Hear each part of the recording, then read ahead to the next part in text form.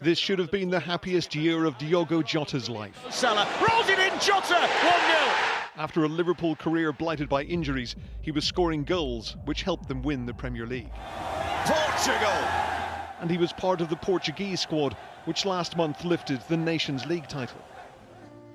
And then just 2 weeks ago, he married his long-term partner, Ruth Cardoso. Their 3 young children were with them at the lavish wedding. He posted this video on Instagram only yesterday. But the police in Spain say that just after midnight, he and his younger brother, Andre Silva, were killed in a car crash near the city of Zamora. Spanish media report their Lamborghini ran off the road and caught fire after a tyre blowout while overtaking. He's been mourned throughout the world of football. Fans in Liverpool were quick to create a shrine with flowers at Anfield, while the club said they were devastated. I don't know them personally, but you feel like you do. So you feel like they're part of your family. I just had to be here. And then I met with Andrea, we've just had tears and all sorts. It's beyond tragic, to be fair. I don't even know the guy, but you feel like you do. And it's just it's awful. The Deputy Prime Minister was visiting Liverpool when the news broke. The great things that he was going to do here and in his life, and it's just so heartbreaking and devastating for people who have, woke up to the news this morning. The Portuguese Football Association said Diogo Jota was not only a fantastic player with almost 50 caps for the national team, but also an extraordinary person who was respected by all his teammates and opponents. He had a contagious joy. The team's captain, Cristiano Ronaldo, said, "It doesn't make sense. We were just with each other with the Portuguese national team, and you just got married. To your family, your wife and your children, I send my condolences and wish them all the strength in the world. Know that you will always be with them." There will be a minute's silence tonight when Portugal's women's team play their first match in the Euros. That's so tragic, because that was like a player who play in silence, don't make any loud news, just play his football. His former club Wolves said Diogo was adored by our fans, loved by his teammates and cherished by everyone who worked with him during his time at Wolves. The memories he created will never be forgotten. Liverpool paid Wolves £41 million to bring him to Anfield in 2020. They can count on me because now I'm one of them, and I will give my best. Liverpool is once again a city in mourning and in shock. The club's Premier League celebrations overshadowed by a car ploughing into pedestrians, and now the premature death of a much-loved player. Ian Woods, ITV News. Our correspondent Ben Chapman is at Anfield. Ben, a huge shock for Liverpool fans doesn't cover it, does it? That's absolutely right. There's one word which keeps being said to me over and over again here this lunchtime, and that is the word family. Diogo Jota was part of the Liverpool family, and people coming to lay flowers and leave scarves here today really feel like he was one of their own. Another member of that Liverpool family has posted a tribute just in the last few minutes. Jurgen Klopp, who brought Diogo Jota to Anfield, tweeted, "This is a moment where I struggle. There must be a bigger purpose, but I can't see it." He said, "I'm heartbroken to hear about the passing of Diogo and his brother Andre. Diogo was not only a fantastic player, but also a great friend, a loving and caring husband and father. We will miss you so much." This isn't just a footballing tragedy for people here. People have talked about his goal-scoring ability, Jota the Slotter, as he was affectionately known, the ability to find the time and space to score that important goal. But people here had real affection for him. The smile on his face is something else that people have talked about whenever he appeared in a Liverpool shirt.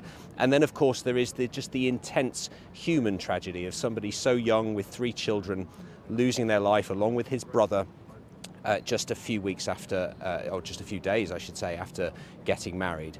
As Ian reflected on there, this is a club that has had throughout its history more than its fair share of tragedy, not least at that Premier League victory parade just a few weeks ago that Jota was at. Today, that Liverpool family is having to come together in numbers here again for another one. Ben Chapman at Anfield, thank you very much. Well, joining me now is Dan Clark from the award-winning podcast, the Red Men TV. Dan, thank you very much for joining us this lunchtime. I heard you on the radio as news of this broke. Has it sunk in yet? No, to be honest, it hasn't. I'm still trying to comprehend and come to terms with what's happened, if truth be told, and just seeing your package there and some of the words come flooding in, the tributes that are being paid from former clubs and former teammates, it doesn't make it any easier and it doesn't allow it to sink in any quicker, if truth be told. And it's unimaginable, the sadness. Obviously, we as a fan base are feeling right now, we are mourning this horrific, tragic news. But my heart and my feelings and my prayers just go out to the family and the loved ones mentioned there, 3 kids, newlywed. It really is impossible to come to terms with, actually. Yeah, absolutely. He's just helped his club and his country win silverware this season. He was known as a versatile player. How will you remember him on the pitch? Yeah, listen, he was a wonderfully gifted footballer. He gave 110% every time he stepped foot onto a pitch in any shirt, whether it be Wolves previously, Liverpool more recently, or the Portuguese national team. There's no two ways about that. Football does, of course, pale into insignificance on a day such as today, but from a footballing perspective, he was magnificent. Always knew where the back of the net was, always found time and space, as mentioned, to come up with the big moments and the big goals, and often would provide the winner and celebrated in style. He wore the Liverpool shirt with great passion and pride, and the way we'd all want Liverpool players to wear the shirt. So, yeah, from a footballing solely point of view, it was a pleasure to watch him. We were very blessed and proud to have had him. And like I say, it's just an immense sadness that has been brought to such a premature end. Yeah, absolutely. 28. Another shock for Liverpool fans after, as Ben was mentioning, those horrendous scenes at the club's victory parade, which was just back in May.